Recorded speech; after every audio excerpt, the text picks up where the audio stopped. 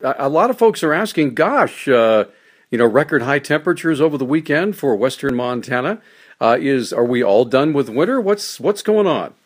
Well, we're not all done with winter. There's still quite a bit. There's still quite a bit of time left. But yeah, I mean, we certainly have been much warmer than normal for the last week or so. But it's interesting this time of year. We can have record lows down around -20, and we can have our record highs up in the mid-50s. So it's just that time of year where you can really start to get a wide range of weather, and we happen to be on the warm side this year, whereas we were having temperatures down around zero and had an Arctic air mass this time last year. So it's a little bit unusual, but it's certainly not unheard of. As far as winter being over, definitely not. The way things are going right now, it looks like out beyond day 7 and day 8 in the forecast. So out next week, not this coming week, but the week after, there's certainly potential for some colder air to come down. We don't really have anything very solid yet in the forecast, but that's the direction we're expecting it to go.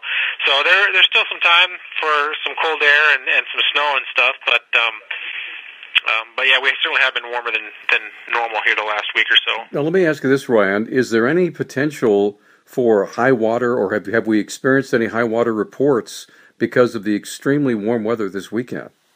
Well, rivers aren't doing too bad. A lot of the small streams that take a lot of that low elevation snow and rain as it comes out right away, they have been swollen. The only really report of any kind of flooding issues that we've had has actually been down in Limhi County in Idaho in the town of Salmon. They had quite a lot of water come out down there yesterday. Actually, it was in town, flowing across a couple of streets, and in fact, they had to close the airport down there for a while. I'm not sure what the status on that is right now, but they had to close that down for a while because there was water running across the runway. And what happened down there is they've been cold, and they had a few inches of snow on the ground, and it just stayed up in the 40s overnight one night, and it all melted and came out at once and ran through town. So that's really the only report we've had so far. Otherwise, it's just been a lot of creeks and streams and stuff have been running pretty high.